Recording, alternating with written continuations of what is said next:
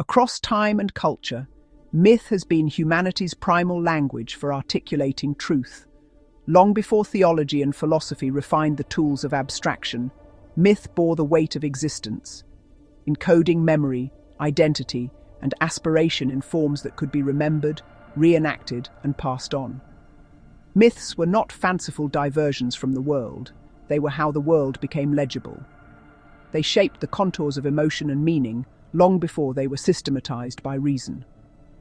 People did not need to understand myths analytically to believe them, because myths were not primarily objects of belief, but vessels of recognition. One did not learn a myth, one remembered it, felt it, participated in it. The mythic imagination, anchored in surface recognition, emotional encoding, narrative simplicity, symbolic familiarity, and communal repetition, was a system of intuitive intelligence. It made the ineffable tangible through pattern. Stories of descent and return, sacred kingship and suffering, death and renewal did not need commentary to be effective. Their power lay in dramatic sequence and symbolic archetype. To witness or retell the myth was to undergo transformation. It worked not by convincing the mind, but by aligning the self with the cosmos through aesthetic and ritual resonance. And yet, for all their formative power, the mythic traditions bore limitations. They were born from particular landscapes, tied to local cults, seasonal rituals, and untranslatable cosmologies. Their symbolic systems, while potent, were often self-contained. What meant healing in one tradition might signify danger in another. Without a shared symbolic grammar, myths fragmented. Their very power, their emotional immediacy and symbolic ambiguity became a liability when transplanted or reinterpreted. As traditions multiplied, their symbols diverged. The same sun god might illuminate one people's path and burn another's city. Myths became parochial, often beautiful, sometimes profound, but rarely interoperable. It was not by accident that this changed. It was not the Torah itself that made myth legible. It was human beings, trained in both symbolic narrative and textual analysis, who recognized the Torah's capacity to do so. The Torah was not simply a sacred story or law code. It was a symbolic system of staggering depth, recursive, self-referential, numerically precise, and open to endless recombination. Through techniques like chiasm, typology, genealogical framing, and legal patterning, it encoded a logic of interpretation that could structure myth without flattening it. Crucially, a set of thinkers, some scribal, some prophetic, some visionary, saw the opportunity to consciously integrate the mythic patterns of the mystery religions into the semantic lattice of Torah. They were not merely recording history, they were engineering a symbolic synthesis. The Christ narrative was their masterwork, not a random hybrid of Jewish apocalyptic hope and Hellenistic mystery cult, but a deliberately constructed interface, fusing the emotional virality of Godman myths with the interpretive architecture of Torah.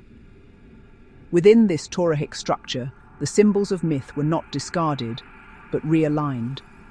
The serpent retained its mythic potency, but was placed in ethical context. The flood reappeared, but no longer as capricious cosmic reset. It became an act of moral discernment.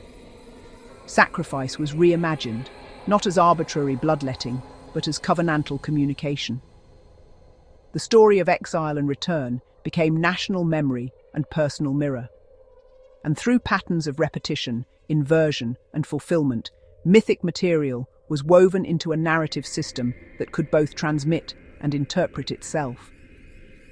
The result was not the suppression of mystery, but its maturation. Torah preserved the vertical power of myth, the descent of the divine into human story, but embedded it in horizontal continuity, a lineage, a law, a liturgy. What emerged was a new kind of mythos, emotionally recognizable, symbolically structured, and interpretively stable. It could be shared, debated, copied, extended, because it had grammar. It had rules. It could teach. This project was not about resolving contradictions, but rendering them meaningful. By placing the mythic Godman into the framework of Torahic time, Abraham to David, exile to Messiah. Covenant, law, sacrifice, temple. They made it possible for myth to speak in a universal tongue. They preserved symbolic intensity while enabling semantic expansion. The Gospel was not written to replace Torah, nor to merely retell myth. It was written to bind them into a single field of intelligibility. What follows is not a historical chronicle, but a logical reconstruction, a series of triads tracing how this integration was performed across symbolic stages. Each triad represents a moment of synthesis, where mystery narrative, Torahic structure, and the Christ story converge, not randomly, but as part of a design. These are not coincidences, they are clues. They point to the fact that this system was built, not discovered, not inherited, built, and built by those who understood that the future of myth required more than memory. It required structure, it required grammar, and they used the Torah to build one. In the mythic imagination of the ancient Mediterranean world, the Godman does not earn his divinity, he is born into it.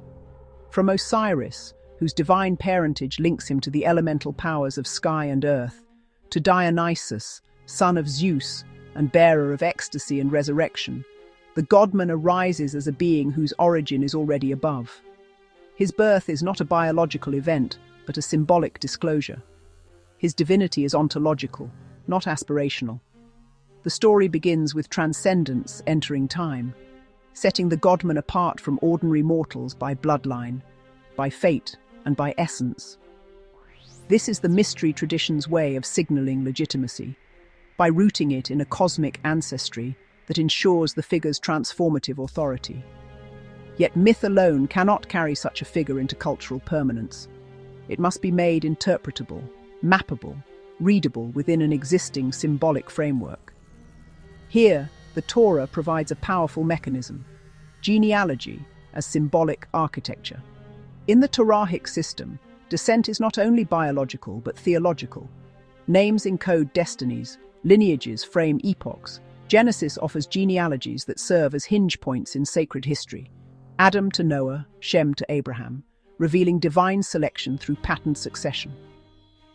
The Book of Ruth ends not simply with a family record, but with the messianic seed planted in David. Chronicles opens with names as cosmic scaffolding, rooting Israel's national story in primordial origins. In all this, the Torah transforms biological descent into a structured symbolic mechanism, turning memory into meaning. This symbolic system makes possible a unique kind of narrative coherence. When the Gospels present Jesus' genealogy, they are not merely offering historical backstory, they are activating Torahic logic.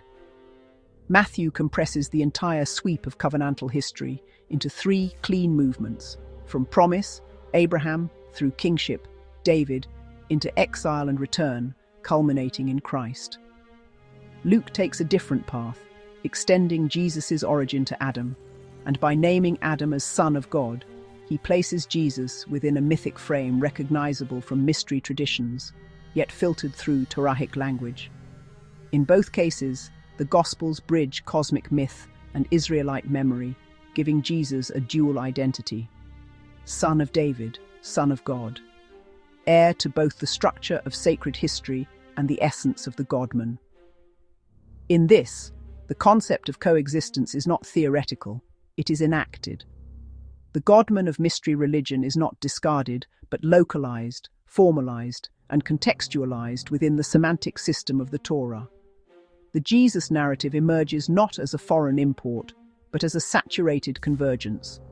Mythic identity framed in legal symbolic continuity, creating a figure who is both the fulfillment of sacred pattern and the expression of mythic truth.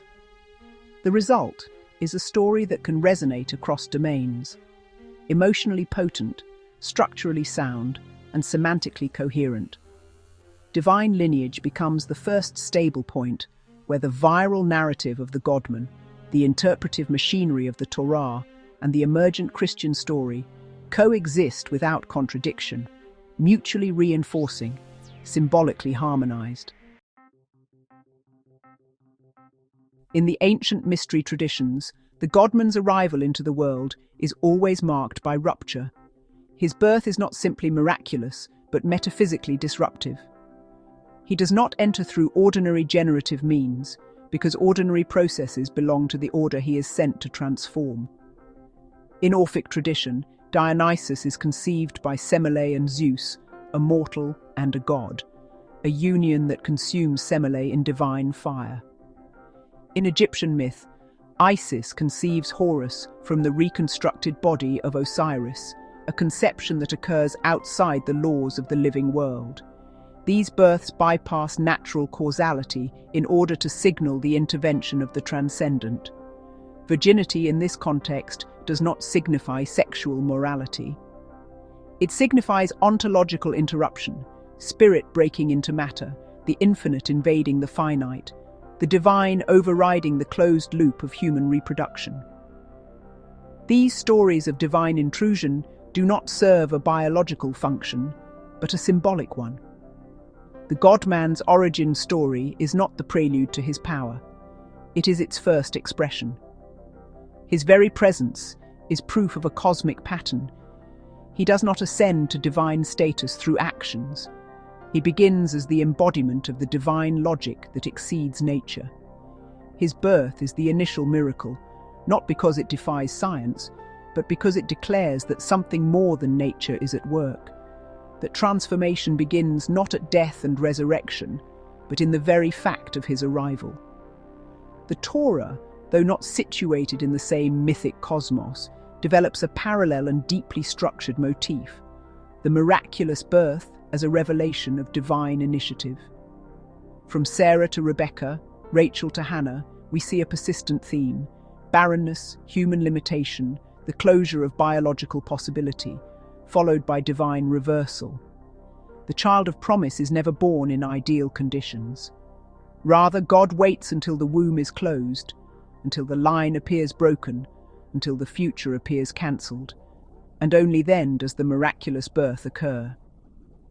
These are not simply touching stories of individual faith. They are structural events, deliberately patterned across generations to create a symbolic architecture in which divine purpose is recognized precisely through its resistance to the expected. This is the foundation upon which the New Testament authors build. The virgin birth is not an arbitrary miracle, nor is it a cultural borrowing. It is the logical intensification of an established pattern.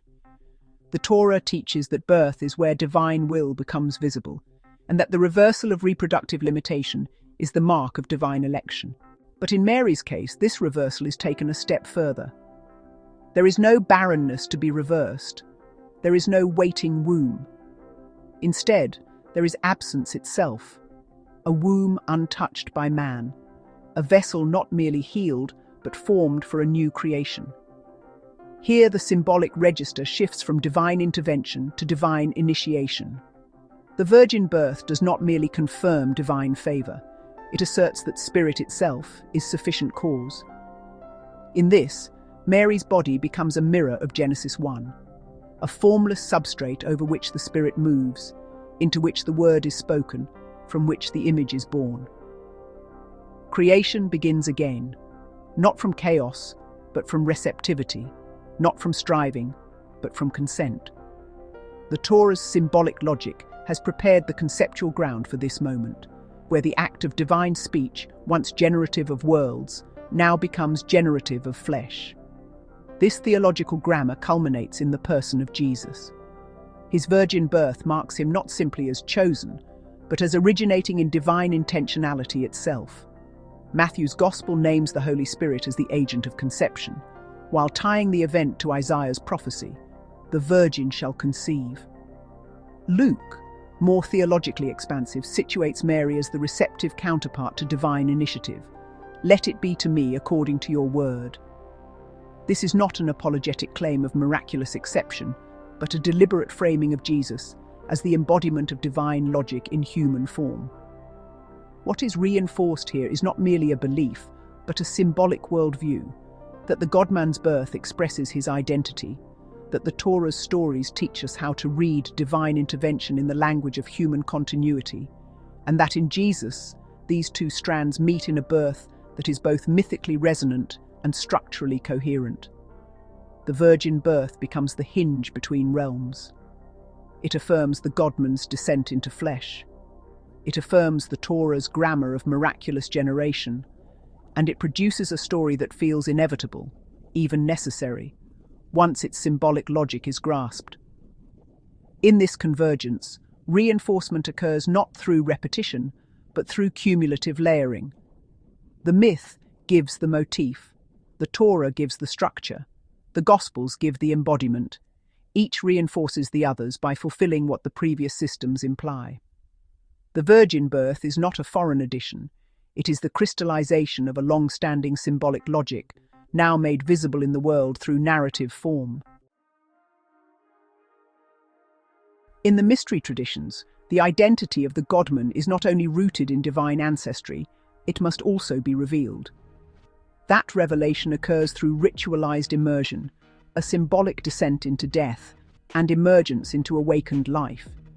In Dionysian rites, initiates underwent ritual washings that mirrored the god's own journey into madness, dismemberment, and return. In the Osirian cult, the waters of the Nile, both life-giving and inundating, represented the god's death and rebirth, a sacramental geography in which the god's body and the land's cycles were one. These moments of immersion were not passive rites. They enacted a transition in which the Godman's divine status became manifest, not just to himself, but to the community that recognized him. The ritual wash was not purification for sin, but the epiphanic threshold where hidden truth became revealed presence. Water, in these traditions, is never merely symbolic. It is liminal space, a womb and a tomb, a veil and a mirror. To descend into water is to enter the underworld, and to rise is to emerge as more than what you were.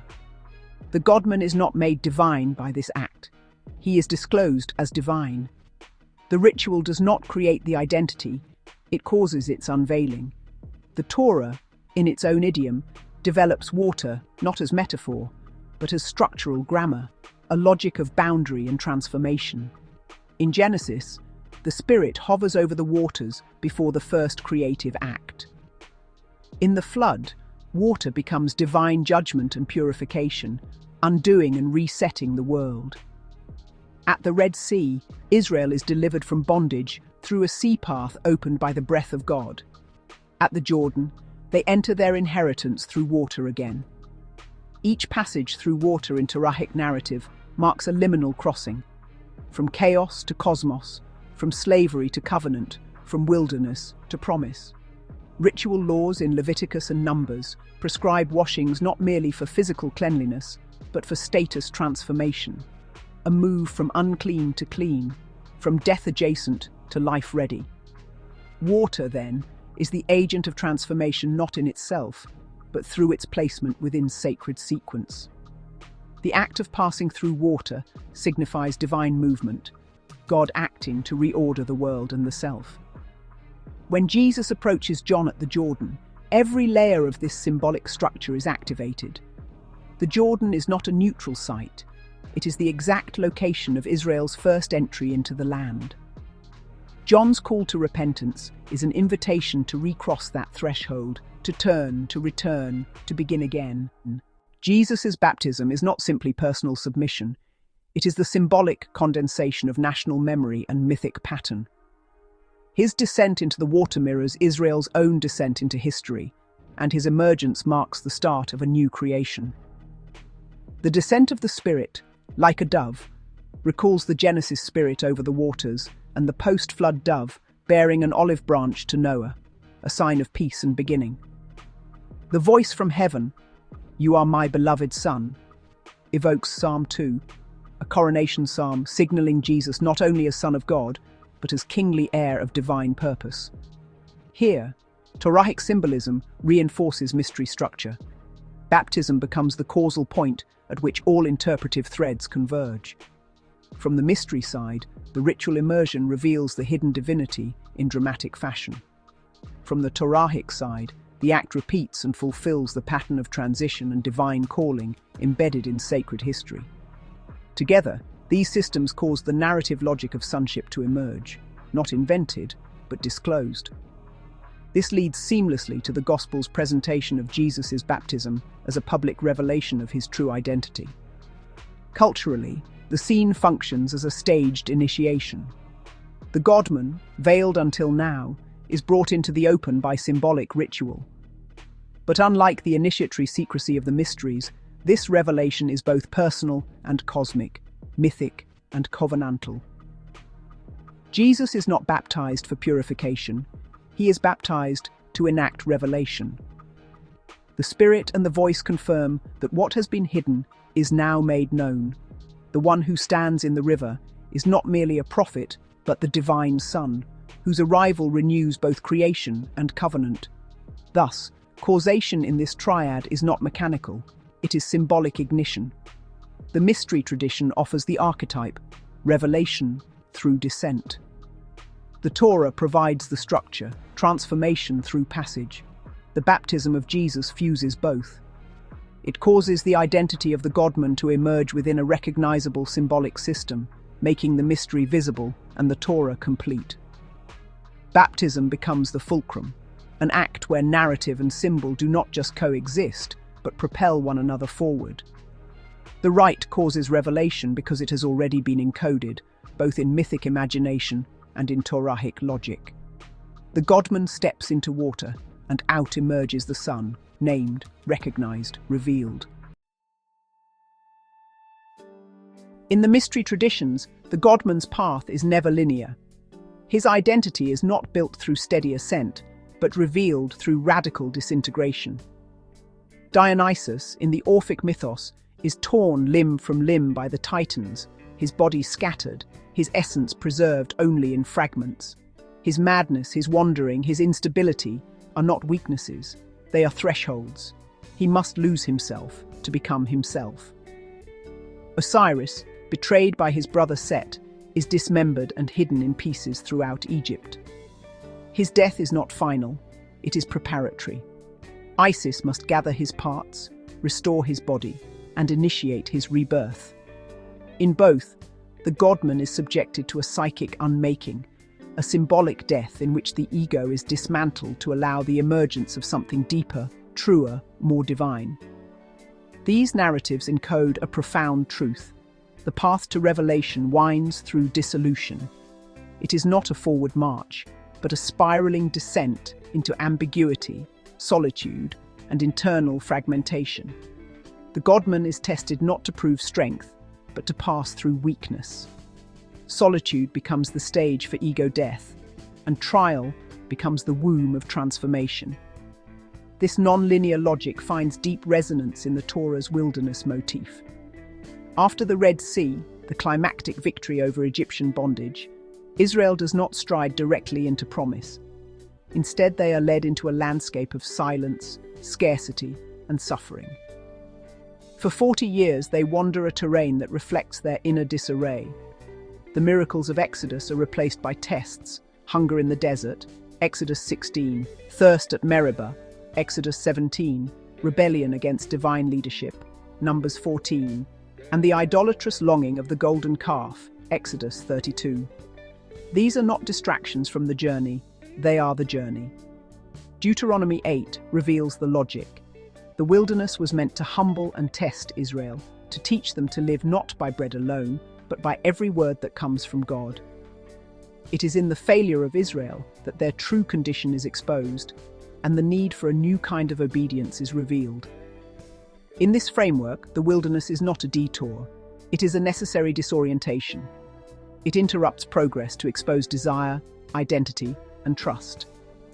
Like the shattered Godman, Israel in the wilderness is pulled apart so that a new people might emerge. One shaped not by nostalgia for Egypt, but by covenant. Jesus' 40-day fast in the wilderness is the recapitulation and convergence of both these symbolic systems. It directly mirrors Israel's national trial, compressing 40 years into 40 days. The temptations he faces are not random, they are thematic reenactments of Israel's wilderness sins. The demand for food, bread from stones, the testing of God's faithfulness, throwing himself down, and the lure of false worship, kingdoms in exchange for allegiance. His resistance is surgical and symbolic. He counters each temptation by quoting from Deuteronomy, not merely as proof texts, but as narrative countersigns. He refuses to repeat Israel's pattern. Where they craved satisfaction, he fasts. Where they doubted God's presence, he trusts. Where they turned to idols, he affirms singular worship. This is not merely moral strength, it is mythic inversion. Jesus, in rejecting each temptation, performs the inner work that Dionysus and Osiris represent through symbolic suffering. He descends into the same fragmented space, but instead of being undone by it, he emerges as its master. His temptations do not define him. They disclose who he already is, and by passing through them, he proves capable of embodying both the purified Israel and the awakened Godman. Here, non-linear causation becomes clear. The test is not a forward proof of strength, but a backward unmaking of false identity. The transformation emerges not by building new powers, but by refusing old patterns. Jesus does not ascend to sonship after victory. He reveals that he was the Son precisely by enduring the descent without being conquered by it. His wilderness trial is thus the final element in this triad. It fuses the symbolic descent of the mysteries, the structural trial of the Torah, and the narrative revelation of the gospel. It is not a detour on the path to ministry, it is the path. Through isolation, hunger, and temptation, Jesus enacts the archetype of the Godman and the fulfillment of Israel. His passage through the wilderness is not about moral testing. It is the ontological unveiling of one who has already passed through death, even before the cross. In this, the trial is non-linear, not only in plot, but in logic. Suffering precedes glory, and identity emerges from unmaking. The path bends back on itself, each layer of the tradition reinforcing the others, culminating in a figure who embodies what the fragmented Godman sought and what the broken nation needed. Jesus emerges from the wilderness not simply as a man with authority, but as the one who has already walked through the deepest symbolic grave and returned whole. The Godman of the mystery traditions does not simply perform miracles. He speaks in symbols, acts in riddles, and initiates transformation through signs that conceal as much as they reveal. Dionysus does not offer lectures. He intoxicates, liberates, and confounds. His miracle at the wedding feast, water transmuted into wine, is not just an act of abundance, but a symbolic reversal of order, a signal that spirit now saturates matter. Osiris, meanwhile, is not merely resurrected. He is enthroned as judge of the dead, keeper of hidden laws, his body fragmented and restored as the ritual map of spiritual ascent. The teaching of the Godman is never reducible to doctrine. It is experiential, encoded, and initiatory. The signs do not explain, they invite. The riddles do not clarify, they awaken. Inclusion in this world means initiation, to see past the visible into the real. This structure of symbolic teaching finds profound continuity in the Torah and prophets, where signs are the grammar of divine communication. The burning bush, the staff turned serpent, the Nile turned to blood. These are not arbitrary marvels, but theatre of revelation, messages wrapped in wonder. The Exodus plagues function not only as judgments but as layered pedagogies. They expose the false gods of Egypt, test Israel's perception, and elevate Moses as intermediary. The prophets, inheritors of this symbolic logic, act it out with shocking clarity. Ezekiel constructs a siege diorama and lays on his side for over a year to dramatize the exile. Hosea's marriage to a prostitute becomes a living metaphor of God's broken covenant with Israel. Isaiah's nakedness speaks of national shame. In every case, the sign exceeds the word. It speaks in a visual, experiential code that demands interpretation. To be included in divine knowledge is to become fluent in the language of symbol. Jesus enters this field not as a disruptor, but as its culmination. He teaches with parables, but not as a pedagogical tool for simplification. His parables, do not make divine truths easier to understand. They make them ritually accessible. They require attention, readiness, and spiritual attunement. A parable is a mirror.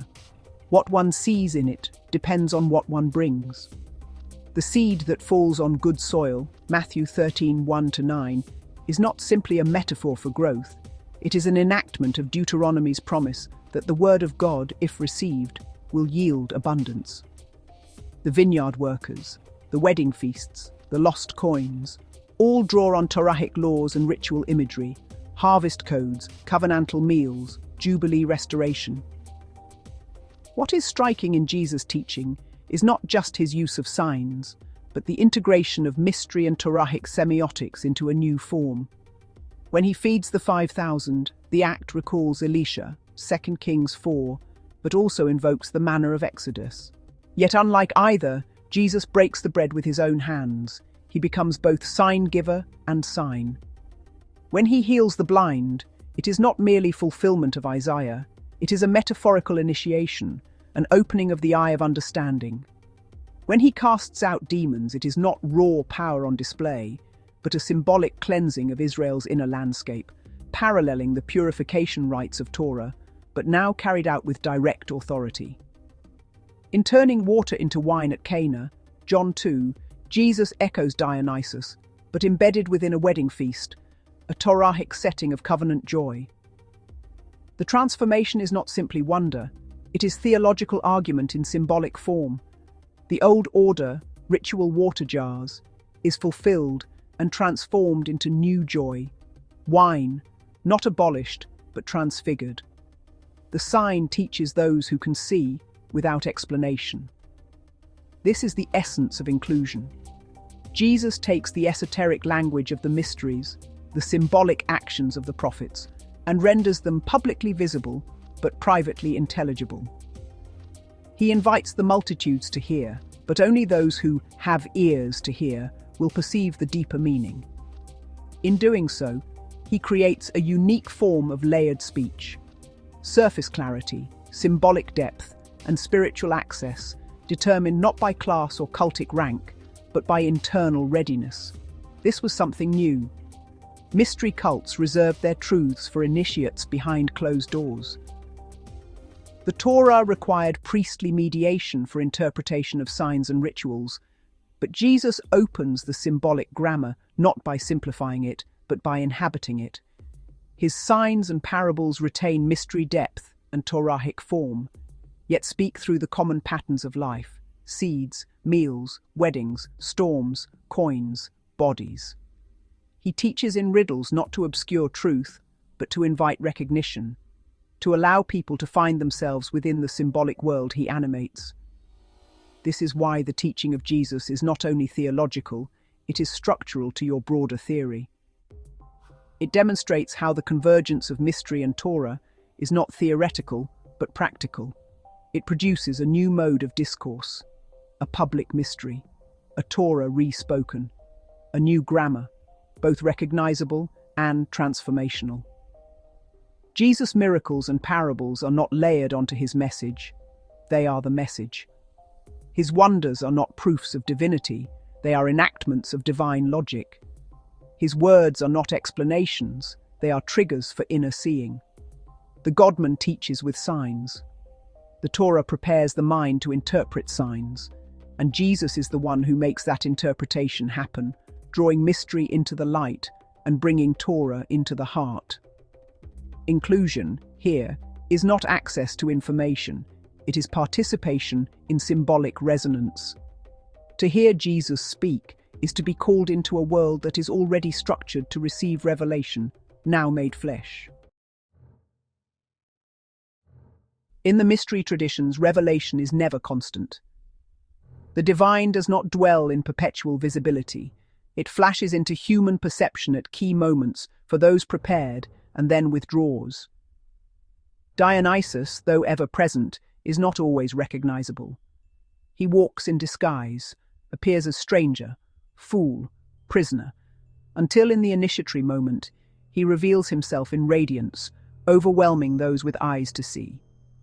These epiphanies are not for the crowd, but the inner circle, those whose preparation has rendered them capable of witnessing truth without being destroyed by it. The Godman shines, not to dazzle but to confirm. This is what you have been learning to recognize. In these moments, the hidden structure of divinity breaks through the veil of narrative, illuminating its depth and purpose, and then disappears again, leaving transformation in its wake. In the Torah, this logic of temporary revelation is structurally formalized in mountaintop encounters. The mountain is not random. It is the axis where heaven and earth touch, the place where ascent becomes possible. Moses, chosen and prepared, ascends Sinai and enters the cloud. There, in veiled encounter, he receives law, vision, and presence.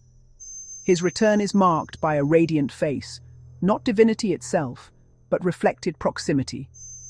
Elijah's encounter, though quieter, is equally revelatory, a stripping away of the spectacular wind, fire, earthquake to perceive God in the thin silence.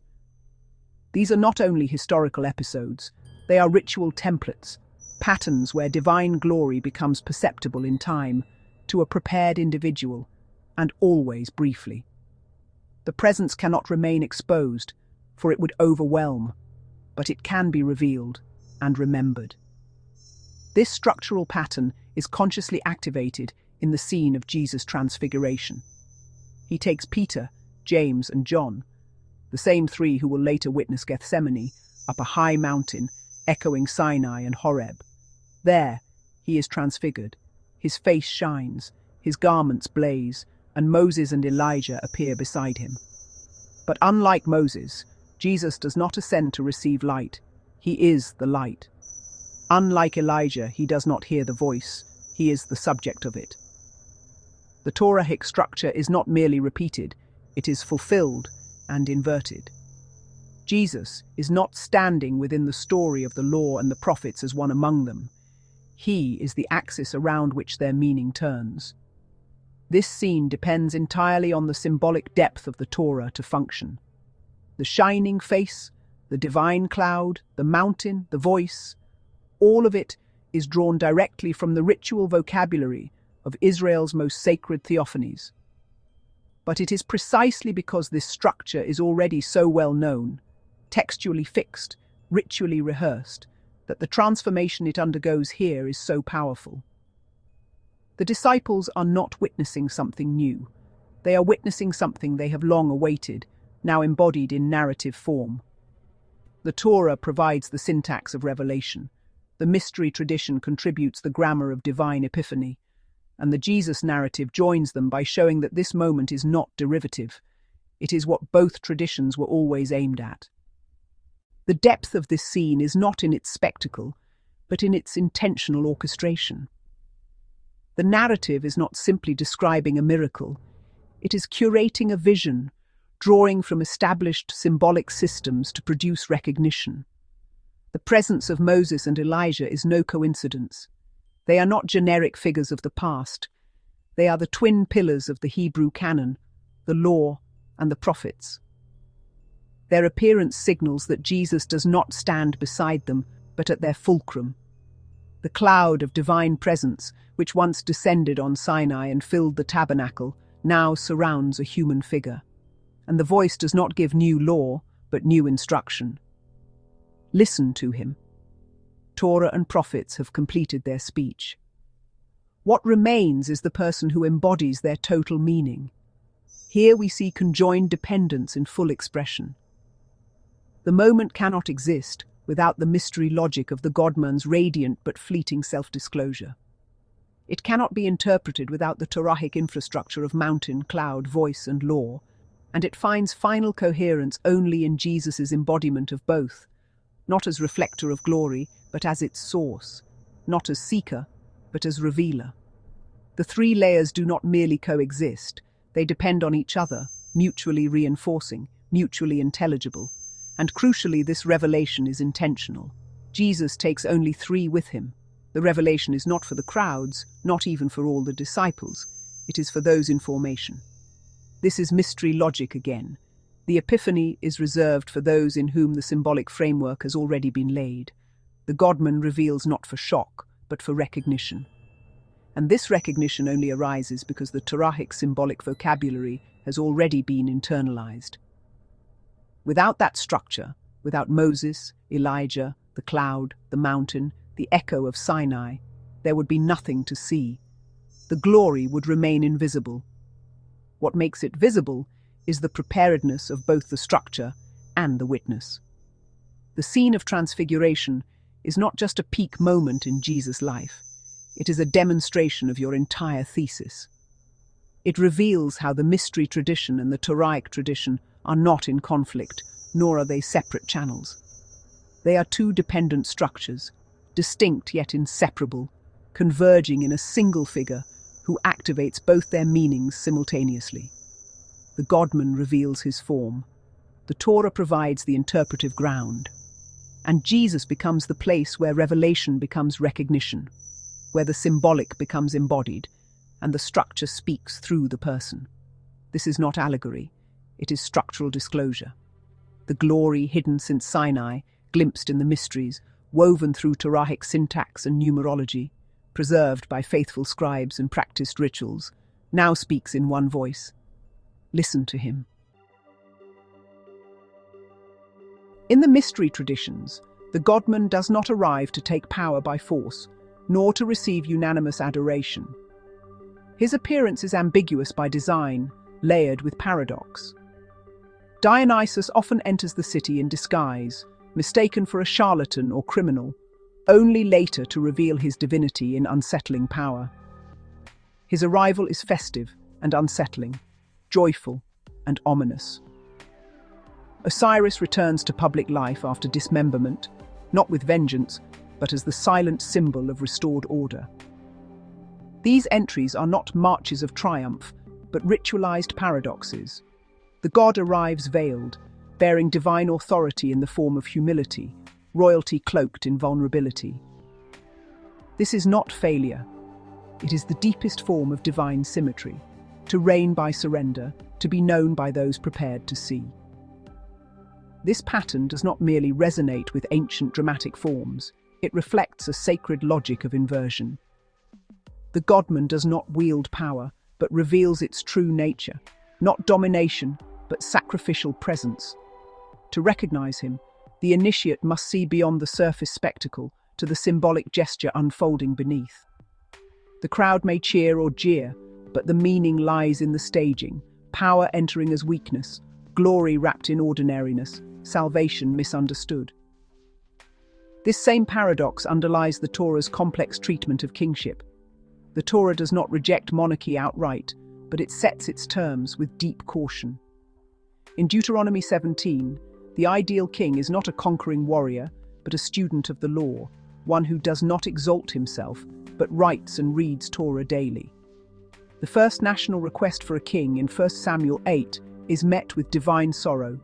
They have rejected me as king. Kingship in the biblical view is always tensioned, between the people's desire for power and God's desire for fidelity. And yet, kingship is not abandoned. In 10 Samuel 7, God promises a ruler from David's line whose kingdom will endure forever. The prophets take up this vision, sketching a coming figure of justice, peace, and humility. Nowhere is this more clearly expressed than in Zechariah 9:9. Behold, your king comes to you, righteous and having salvation is he, humble and mounted on a donkey. This is not accidental imagery. It is an intentional paradox, a king who brings peace not by conquest, but by restraint. His authority is not in his might, but in his embodiment of divine reversal. Jesus' entry into Jerusalem, as narrated across all four Gospels, is a direct orchestration of this thematic harmony. The moment is not spontaneous, it is constructed with precise intent. He sends disciples ahead to procure a colt, fulfilling Zechariah's words down to the symbolic detail. As he rides into the city, the people lay palms before him and cry out, "Hosanna to the Son of David," a phrase saturated with messianic expectation. They see him as prophet, king, savior, but the mode of his arrival breaks their categories. The Passover setting intensifies the symbolism. This is the season of liberation from Pharaoh, the memory of divine deliverance. The entry is not just historical, but liturgical. The king comes as the people remember what it meant to be set free.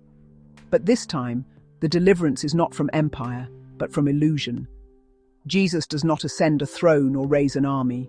He rides a beast of burden, a donkey, not a war horse, and weeps over the city, declaring that its inhabitants do not understand the things that make for peace. Luke 19:42. He accepts the acclamation of the crowds, but does not perform the political revolution they desire. His triumph is symbolic, not military. His kingdom is not imposed but revealed, and only to those who can read the signs. This moment is a living synthesis of mystery epiphany and Torahic symbolism, and its power lies in their intentional fusion. The city sees a popular prophet. The initiated see the fulfillment of royal inversion. The donkey recalls Solomon's peaceful coronation, 1 Kings 1. The palms echo the joy of Sukkot, and the route into Jerusalem replicates ancient pilgrimage. But all of this is inverted. The one who enters is not coming to rule over the city, but to offer himself to it. The ritual is not spectacle. It is a performed prophecy, whose meaning is accessible only through the symbolic tradition that frames it. Here, harmony emerges not through balance, but through symbolic tension resolved in form. The Godman's paradoxical entrance harmonizes with the Torah's ambivalent kingship and the prophetic vision of a humble deliverer. Jesus' enactment of this moment is a convergence, not of concepts but of systems, bringing mystery drama, Torahic narrative, and prophetic expectation into a singular ritual performance. The harmony is in the structure. The expectations that had been seeded through centuries of text, symbol, and ritual now find their interpretive key. This is the power of narrative harmonization made possible by the Torah's depth and constancy. The fixed pattern, the law and the prophets, the liturgical cycle, the symbolic lexicon, provides the stable architecture that Jesus uses to encode his message in action. Without the Torahic background, the donkey is merely curious, the palms festive. But with it, they become messianic triggers, signals to the prepared mind that something deeper is unfolding. Thus, Jesus' triumphal entry is neither triumph nor tragedy. It is ritual harmony. The Godman reveals himself in paradox. The Torah provides the structured grammar of royal reversal, and the crowd becomes the liturgical stage upon which the final revelation begins to unfold. The king has come, not to claim power, but to show what power is when fully harmonized with humility, symbol, and sacrifice. In that gesture, the entire narrative logic of divine kingship, once scattered across myth and lore, is made visible in one moment, one man, one ride into a city that does not yet know what it is seeing. In the arc of the mystery traditions, the Godman cannot reach his final transformation without betrayal. But this betrayal is never a disruption of the story. It is the turning point, the moment where the symbolic structure turns inward on itself. The betrayer is always close. Set is Osiris's brother. The Titans draw Dionysus in with the allure of play. These are not acts of mere treachery. They are ritualized rejections from within, signaling that the transformation to come will emerge not in spite of intimacy, but because of it. The Godman must be disowned by the very order he embodies, delivered by the familiar into the unknown, for only then can the veil between appearance and essence be torn. This moment in mystery drama marks the unbinding of identity. Until now, the Godman has taught, healed, revealed. But now, his charisma falters, his allies scatter, his presence is questioned. He becomes not divine, but disposable. It is precisely this collapse of ordinary recognition that makes the transformation real. Betrayal is not an error. It is the necessary gesture that unmasks the superficial face of social coherence, exposing the fragility of the world the Godman came to transform. Trial follows, not as pursuit of justice, but as a ritual performance of rejection, allowing the community to formally transfer its tension, guilt, and denial onto the body of a chosen figure. This pattern is deepened and formalized in the Torah's legal and prophetic grammar. Deuteronomy lays out procedures for judgment, emphasizing the need for multiple witnesses, Deuteronomy 19:15, rigorous testing of claims, and communal responsibility.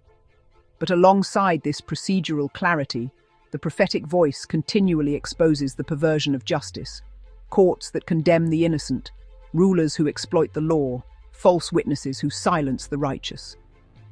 Isaiah, Amos, and Micah all depict a system where law has become ritualized injustice, a structure that maintains order by expelling its contradictions onto the vulnerable.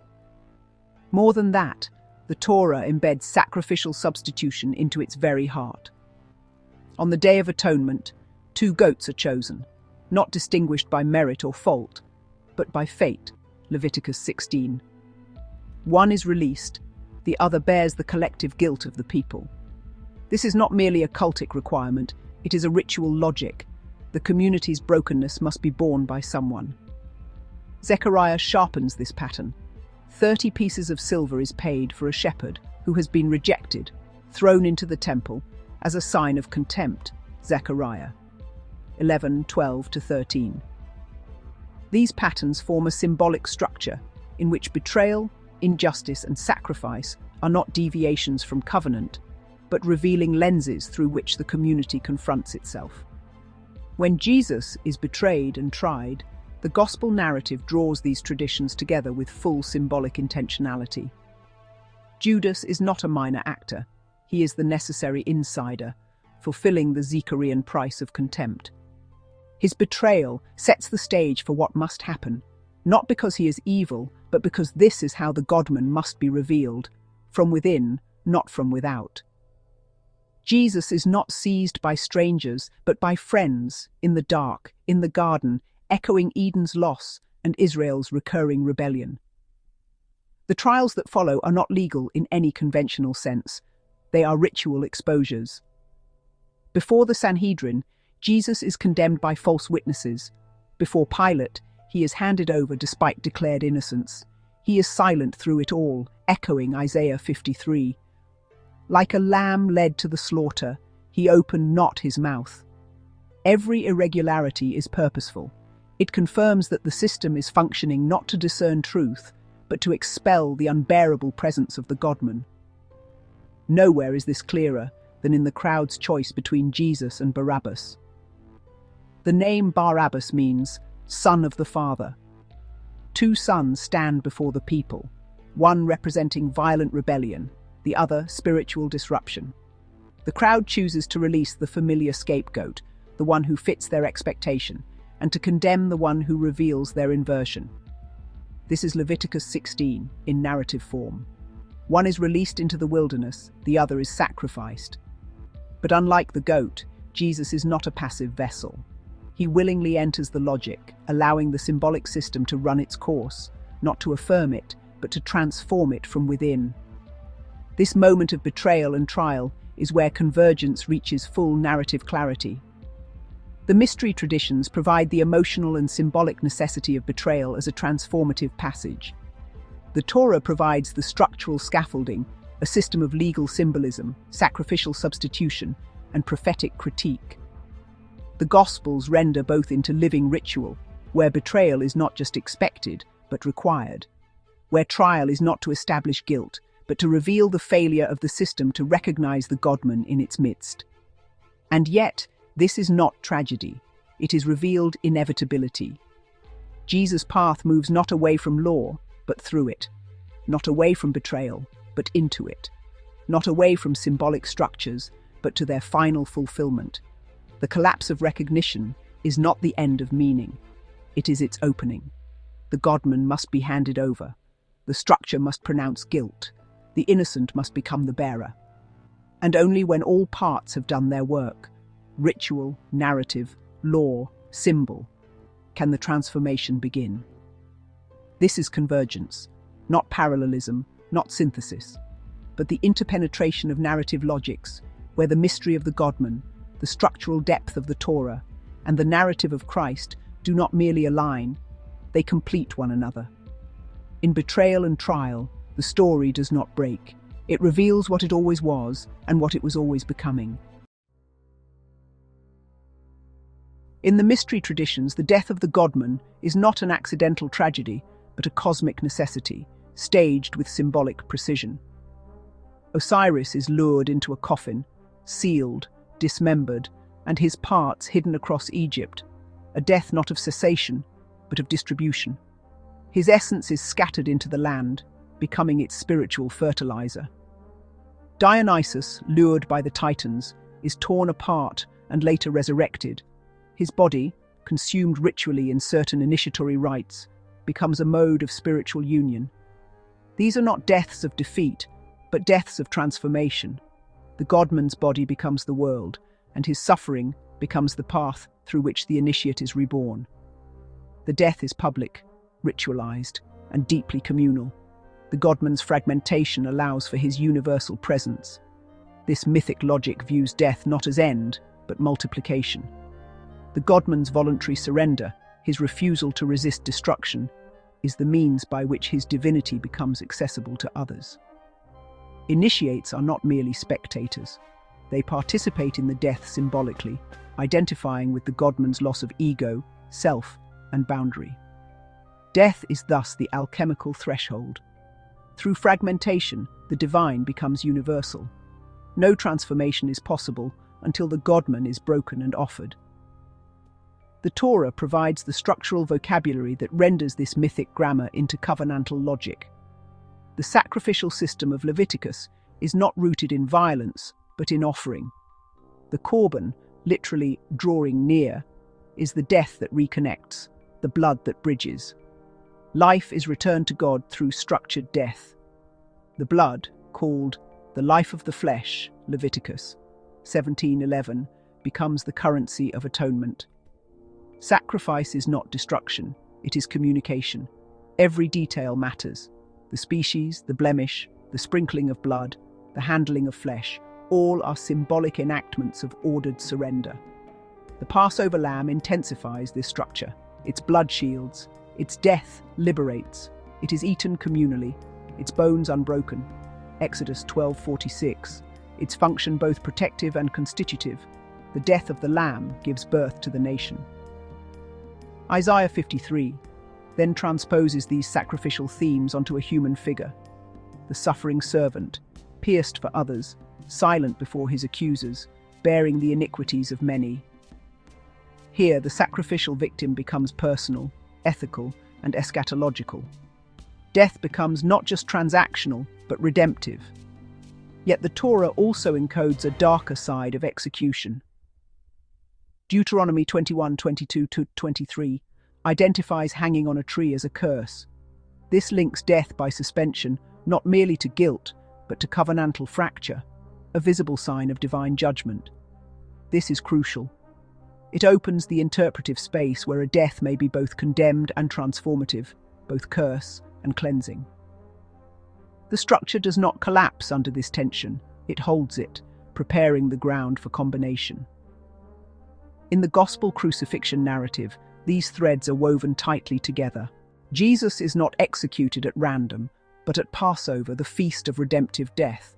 He is presented as a lamb, silent, bound, led outside the city, Hebrews 13:12, his bones left unbroken, John 19:36, his blood poured out as a new covenant, Matthew 26:28. The narrative makes no attempt to secularize the event. From the Last Supper to the cross, the language is sacrificial, ritual, and intentional. Jesus is crucified on a wooden cross, explicitly fulfilling the Deuteronomic imagery of being hung on a tree. Paul invokes this directly. Christ redeemed us from the curse of the law by becoming a curse for us, Galatians 3:13. This is not a contradiction. It is the combination of Torah's symbolic logic with the mystery's transformative myth. The Godman's death is now the scapegoat, the lamb, the korban, and the cursed man, all at once. Each layer intensifies the others. The crucifixion does not use Torah symbolism. It is the place where that symbolism reaches semantic saturation. And then, the veil in the temple is torn, Matthew 27:51. This is not ornamentation. It is theological architecture being restructured in real time.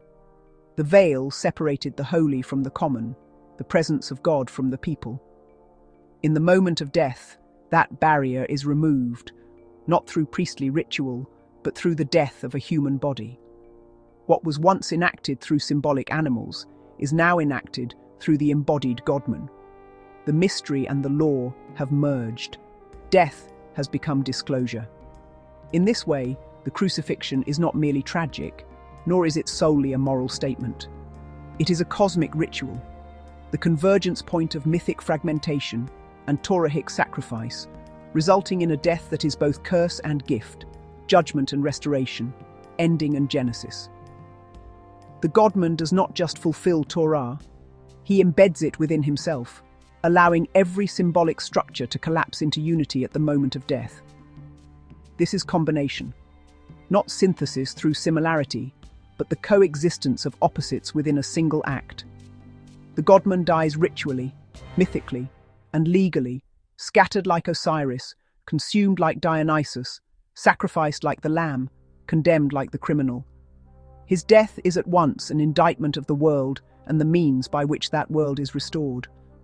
And so, the crucifixion becomes the most densely layered symbolic event in the narrative. It is the mirror of every mystery death, the realization of every Torahic pattern, and the unveiling of a new logic of presence, that the divine can be broken without being diminished, poured out without being lost, cursed without ceasing to bless. In his death, Jesus is not erased, he is everywhere, now fragmented into memory, word, ritual, bread, and blood. The Godman dies so that the pattern may live, not abstractly, but within the structure of those prepared to see, remember, and enact. In the mythic pattern of the Godman, death is not the end. It is a threshold, and what follows is descent, not into oblivion, but into the hidden realm beneath appearance. Osiris, once slain, becomes lord of the underworld, reigning in the silence beyond sight. Dionysus, after dismemberment, is said to enter Hades, a symbolic underworld from which he returns bearing knowledge and authority. These descents are not degradations, they are ritual completions, the Godman passing into the most concealed strata of existence in order to fill all space, even death, with presence.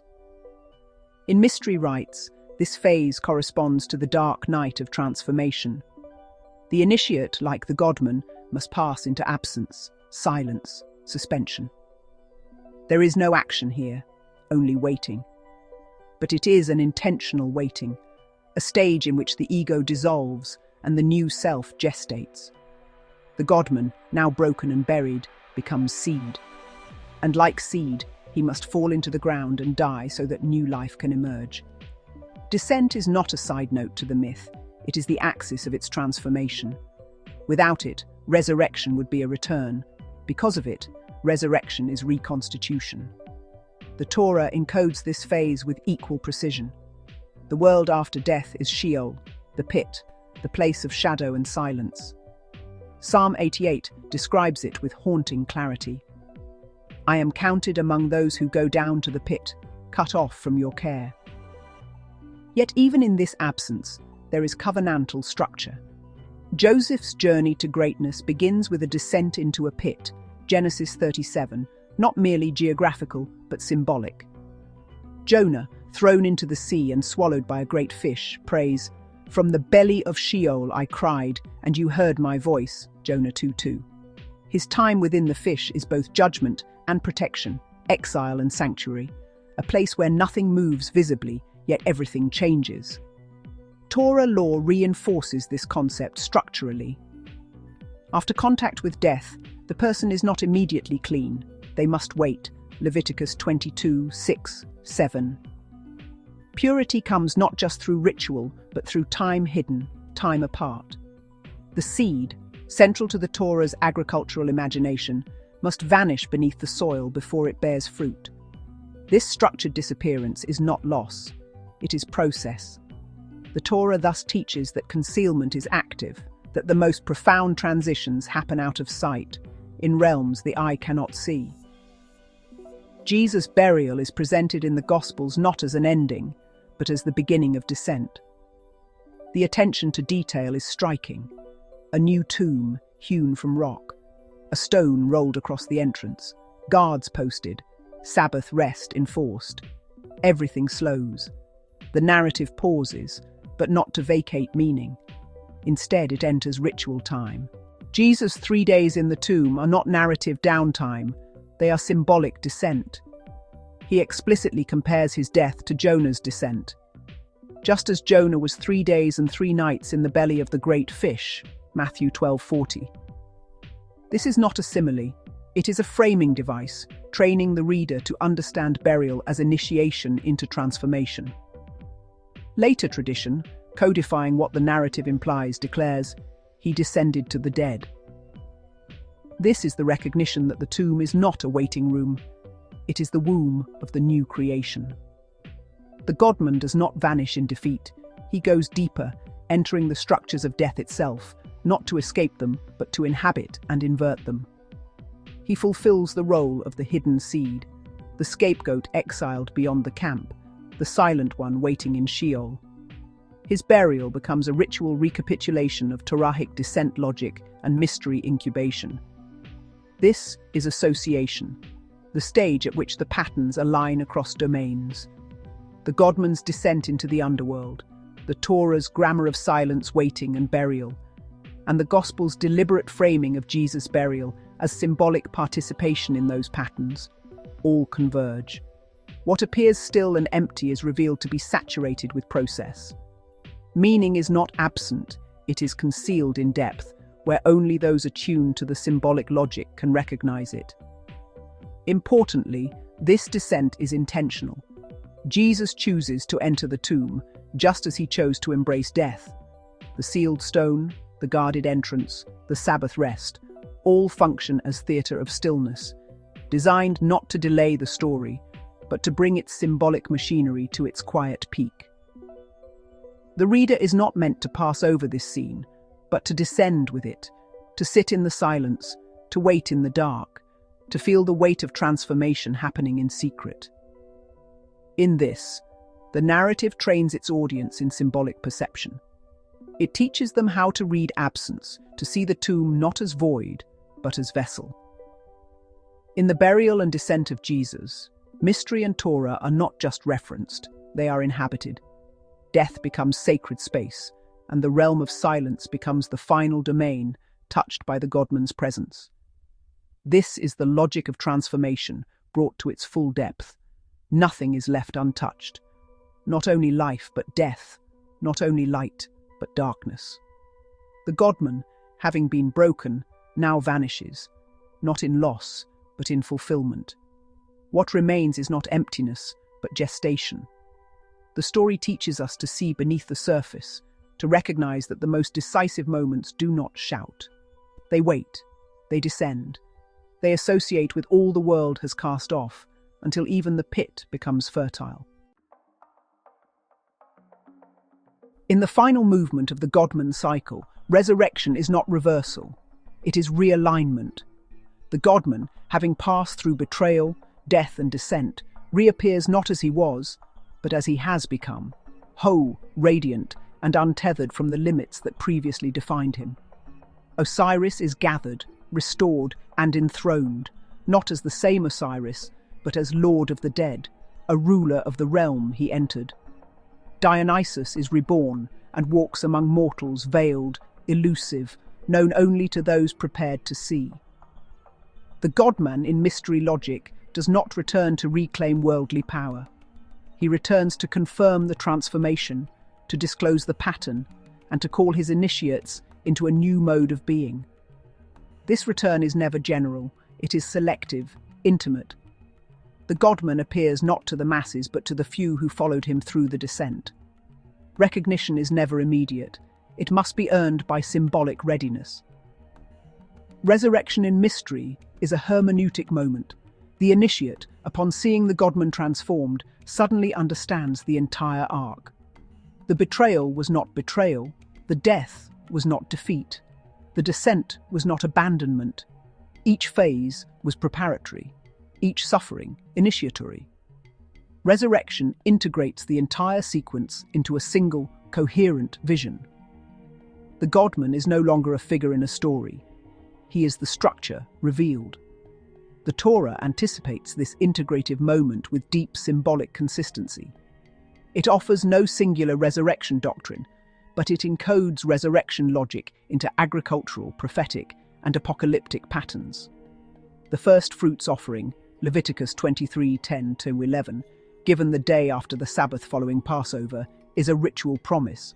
What has risen first guarantees the fullness to come. It is not the whole harvest, but it contains the structure of the whole. Ezekiel's vision of dry bones, Ezekiel 37, makes this corporate. Bones reconnect, flesh returns, breath fills, not for individual salvation, but for the rebirth of Israel. Daniel 12 speaks of those who sleep in the dust awakening, some to glory, some to shame, framing resurrection as cosmic judgment and eschatological restoration. Crucially, in the Torahic schema, resurrection never bypasses death. The seed must go into the ground. The lamb must be slain. The exile must be endured. Passover must come before first fruits. These are covenantal stages, not detachable episodes. Resurrection is not a standalone event. It is the fruit of a path faithfully walked.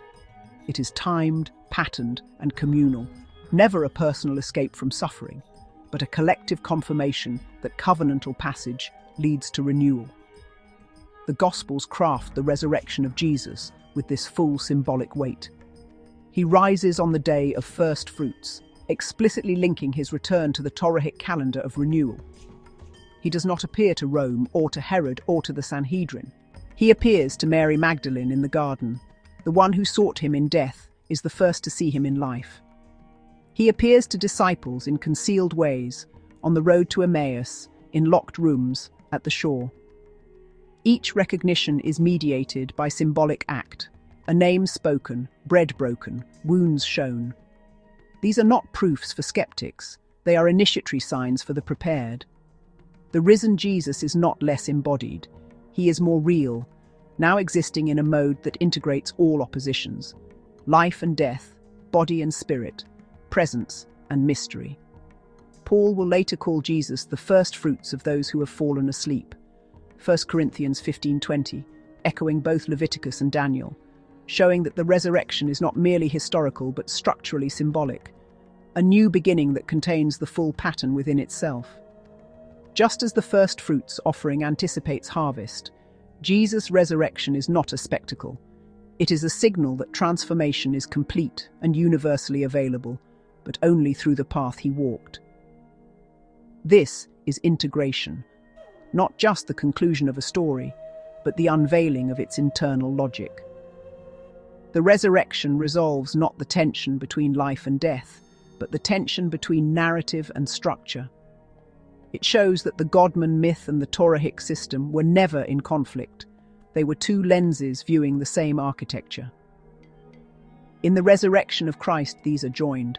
Myth fulfilled, law completed, symbol embodied. Importantly, resurrection in this context is not merely metaphysical, it is interpretive. It teaches the audience how to read the entire narrative retroactively. The crucifixion was not failure, it was sacrifice. The silence of the tomb was not absence, it was gestation. The betrayal was not breakdown, it was unveiling. Resurrection grants access to the pattern in its entirety, allowing each event to be reread in light of its integration into the whole. And this rereading is not passive, it invites participation. Just as the mystery initiate identifies with the Godman's descent, the one who hears the gospel is now called to live within the resurrected logic. To die with Christ is to live with him. To enter the symbolic structure is to be reshaped by it. Resurrection becomes not only a promise, but a paradigm. Transformation through pattern, life through structure, glory through descent. Thus, resurrection is the final stage, not because it ends the narrative, but because it transcends it. It is the point at which narrative becomes architecture, where event becomes paradigm, and where the integration of mystery, Torah and Gospel becomes fully visible. The Godman returns, but now as the pattern itself, unveiled and embodied. And those who have walked with him through the stages, betrayal, death, burial, now see, at last, not just the man, but the meaning made flesh. What we have traced is not the layering of one tradition atop another, but the unveiling of a structure that was always forming. A deep, recursive pattern in which mythic narrative and sacred law were converging long before they were named in unity. Christianity, when understood through the lens we have followed, emerges not merely as a new religion or a cultural synthesis, but as a semantic event. The manifestation of a symbolic interface that binds emotional activation with structural precision, narrative virality with interpretive depth, human longing with encoded transformation. The mystery traditions, those of Osiris, Dionysus, Attis, and others, were not random mythologies. They were the distilled expression of internal human transformation, made external through ritualized narrative. They succeeded because they mirrored the journey every soul undergoes: descent into suffering, fragmentation of identity, death of the old self, and return in altered form. These myths were viral, not because they were shallow, but because they were psychoactive. They did something to the hearer. They operated as activation sequences, initiation keys hidden in narrative time. The Godman did not simply teach, he embodied the pattern of death and rebirth. But these narratives, while potent, were semiotically unstable. They lacked the deep architecture that could render their insights durable and transmittable across generations without ritual gatekeeping. The Torah, by contrast, provided that architecture. It is not a mythos, but a symbolic system, a formally structured semantic engine that encodes transformation through parallelism, genealogy, numerology, and ritual geometry. It operates with precision across narrative, symbolic, and syntactic levels, building a symbolic ecology in which nothing is arbitrary and everything is interpretable. The Torah's genius lies in its combinatorial stability. It does not simply tell stories, it maps symbolic space, sustaining meaning through layered interconnection. Where mystery narratives initiate through participation, Torah initiates through pattern recognition, making meaning reproducible and expandable. Yet what it possessed in depth, it lacked in emotional virality. It contained the architecture of transformation, but not its dramatic activation. Christianity, in this light, did not merely borrow from these two sources, it conjoined them into a recursive interface, one that allows myth to be interpreted and law to be felt. It took the emotionally resonant structure of the Godman myth and embedded it within the interpretive machinery of the Torah. The Gospels do not imitate mythology, they index it. They do not imitate Torah, they animate it.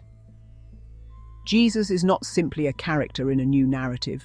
He is the symbolic vessel in which narrative activation and semantic decoding become simultaneously possible. His genealogy activates the structure of sacred descent. His signs and parables encode mystery logic into Torah grammar. His baptism, trial, death, burial, and resurrection each mirror a known mythic pattern while fulfilling a precise structural logic established in the Hebrew text. Each stage of the Christ narrative functions as both narrative event and symbolic operator. The betrayal enacts covenantal inversion. The trial exposes the perversion of justice already encoded in prophetic critique. The crucifixion fuses the sacrificial system with mystery fragmentation.